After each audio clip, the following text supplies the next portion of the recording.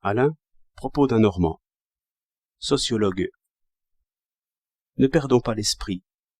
Il y a une espèce de fanatisme, chez les sociologues purs, qui est comme le reflet du fanatisme qui s'affirme partout maintenant, qui méprise, qui fulmine, qui persécute. Un sociologue important disait à des philosophes qui essayaient de retrouver leur morale accoutumée « Je ne sais pas ce que c'est qu'un peuple barbare ».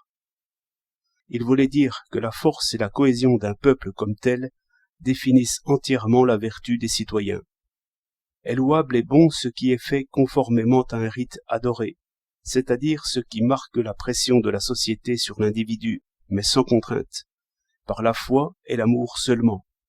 Est blâmable et mauvais tout ce qui résiste, par l'opinion ou par l'action, à cette tyrannie sacrée. Car, expliquait-il, je définis l'homme par la société, hors de laquelle il n'est qu'un pauvre, faible et ignorant animal. Ce qui fait l'humanité, c'est la société. Tel est le principe de toute morale vraiment scientifique. Si l'on retourne aux sources, si l'on remonte à Auguste Comte, père et parrain de la sociologie, on trouve tout à fait autre chose. Lui aussi définit l'homme par la société. Seulement, il définit la société par l'humanité, sans manquer à la méthode scientifique, il me semble. Car, dans le fait, le propre de la société humaine, c'est la pensée, c'est-à-dire le véritable culte. Une société animale vit selon ses ancêtres, selon tous ses ancêtres, et l'instinct est une espèce de culte du passé, sans réflexion ni critique. Aussi ne peut-on parler ici de progrès. Tout l'effort interne s'applique à conserver. Le propre de la société humaine, c'est ce qu'il appelle la continuité subjective. Homère existe subjectivement, Shakespeare de même, Descartes de même. En somme, nous choisissons nos ancêtres. Et du même coup, il arrive qu'une société est la fille spirituelle de plusieurs autres. Au fond de toutes, celles qui ont dessiné l'humain, soit par la science, soit par les arts, soit par la vertu.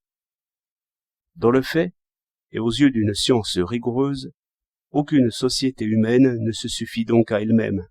Et comme c'est le couple qui définit et achève l'individu, comme c'est la patrie qui définit et achève la famille, c'est réellement l'humanité qui définit et achève la patrie.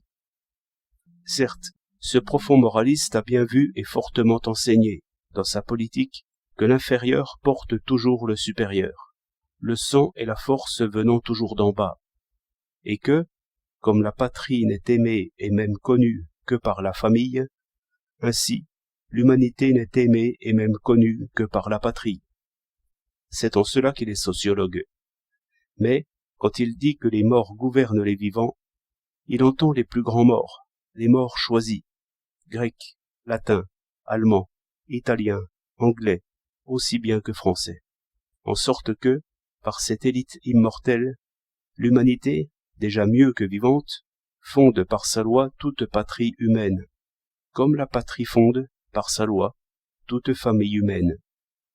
Je résumerai plus d'une fois ce beau système, pour la confusion de quelques déclamateurs qui ont pris, un peu étourdiment, leur nouvel évangile. 26 juillet 1913.